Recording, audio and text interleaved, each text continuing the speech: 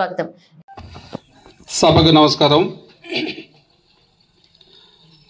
గురు పూజోత్సవం ఉపాధ్యాయ దినోత్సవం సందర్భంగా 5వ తారీఖున జరగాల్సిన ఈ కార్యక్రమాన్ని 8వ తారీఖుకి వాయిదా వేసుకొని ఈరోజు జరుగుతున్న సందర్భంగా ఈ కార్యక్రమానికి అధ్యక్షులు మండల విద్యాశాఖ అధికారి 1 మాసగిరి శ్రీనివాస్ గారికి, అదేవిధంగా MEO 2 బ్రహ్మచారి గారికి, వేదిక మీద ఉన్న పార్టీ నాయకులకు, ప్రజాప్రతినిధులకు, ఉపాధ్యాయులకు, వేదిక ముందున్న ఉపాధ్యాయులకు, పెద్దలకు, విద్యార్థుల తల్లిదండ్రులకు అందరికీ నా హృదయపూర్వక నమస్కారాలు.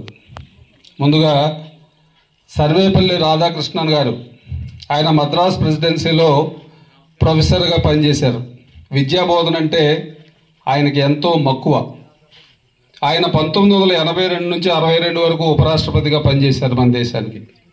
ఆ తర్వాత 1962లో రాష్ట్రపతిగా పదవి బాధ్యతలు చేపట్టి 67 వరకు చేశారు.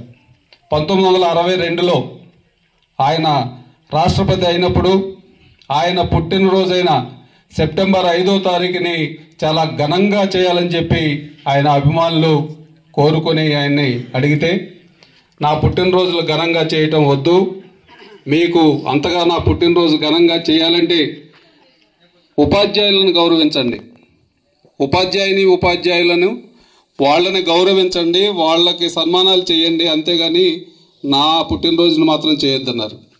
ఆ రోజు నుంచి ఇది ఉపాధ్యాయ దినోత్సవంగా మనం జరుపుకుంటా ఉన్నాం. గురువు లేని విద్య గుడ్డి విద్య అంటారు. సమాజంలో తల్లి తండ్రి తర్వాత గురువుకి ఆ స్థానం ఇచ్చారు. తల్లి తండ్రి గురువు, గురువుకి అంతటి ప్రాధాన్యతని ఇచ్చారు. ఒక విద్యార్థి బాల్యం నుంచి గ్రాడ్యుయేషన్ వరకు తల్లిదండ్రులతో కంటే కూడా గురువులతోనే ఎక్కువ కాలం గడుపుతాడు. గురువులు వాళ్ళకి విద్య నేర్పడమే కాకుండా మంచి బుద్ధులు కూడా నేర్పాలి. విద్యా బుద్ధులు అనేవాళ్ళు ఇవాళ స్టూడెంట్స్లో విద్యను నేర్పుతున్నారు కానీ క్రమశిక్షణ తప్పుతున్నారు విద్యార్థులు. విద్యా బుద్ధులు నేర్పాలి. ఉపాధ్యాయులకు నేను చెప్పేది ఏదో జీతం కోసమో జాబ్ సాటిస్ఫాక్షన్ కోసమో కాకుండా పిల్లల్ని తీర్చిదిద్దే మహత్తరమైన బాధ్యత మా మీద ఉంది. భావి భారతాన్ని మేము నిర్మిస్తూ ఉన్నాం. నేటి బాలలే రేపటి పౌరులు, వీళ్ళు అభివృద్ధిలోకి వస్తేనే భారతదేశం అభివృద్ధి చెందుతుంది అనే ఒక ఆకాంక్షతో, ఒక ఆశతో పనిచేయాలని చెప్పి ఈ సందర్భంగా నేను కోరుకుంటా ఉన్నా. బాలగంగాధర్ తిలక్ స్వాతంత్ర సమరయోధుడు. ఆయన ఎంతో పోరాటాలు చేశారు స్వాతంత్రం రావడం కోసం. ఆల్మోస్ట్ స్వాతంత్రం రావడం మనకి ఖరారైపోయిన తర్వాత ఆయన అడిగారు ఆయన స్నేహితులు, మనకు స్వాతంత్రం వచ్చిన తర్వాత క్యాబినెట్లో మీరు ఏ మంత్రిత్వ శాఖను తీసుకుంటారు అని. ఆయన చెప్పిన సమాధానం విని దిమ్మ తిరిగిపోయింది వాళ్ళ ఫ్రెండ్స్కి. స్వాతంత్రం వచ్చిన తర్వాత నేను పరిపాలనలో ఉండను, మేము పూనాలో మేము స్థాపించినటువంటి విద్యా సంస్థలో నేను మ్యాథ్స్ బోధిస్తూ హాయిగా ఉంటాను అక్కడ అని చెప్పారు. అంటే విద్యా బోధన మీద ఆయనకున్న మక్కువ అది. కలాం గారు కూడా ఆయన ఎక్కడికి వెళ్ళినా కానీ పిల్లలతో ఇంటరాక్ట్ అవ్వడానికి చాలా ప్రాధాన్యతనిచ్చేవాళ్ళు. విద్యార్థులతో ఇంటరాక్ట్ అయ్యేవాళ్ళు, వాళ్ళ నుంచి క్వశ్చన్స్ అడిగేవాళ్ళు, వాళ్ళ క్వశ్చన్స్కి చక్కగా ఆన్సర్స్ చెప్పేవాళ్ళు. అలా ఎందుకంటే వీళ్ళకి విద్య మీద మక్కువ ఏర్పడి వీళ్ళు బాగా చదువుకుంటే దేశం బాగుపడుతుంది అని చెప్పి వాళ్ళందరూ ఆకాంక్షించారు. నేను ఈ సందర్భంగా గురువులందరికీ చెప్పేది ఒకటే, మీరందరూ ఈ గ్రామీణ ప్రాంతాల్లో పిల్లల్ని మంచి విద్యా సుసంపన్నులు చేసే విధంగా మీరు కృషి చేయాలని, ఆ క్రమంలో మా నాయకుల సహాయం ఏదన్నా ఉంటే మమ్మల్ని కోరితే మేము తప్పకుండా సాయం చేస్తామని, మేము కూడా ఉపయోగపడతామని చెప్పి ఈ సందర్భంగా మీకు తెలియజేస్తా ఉన్నాం.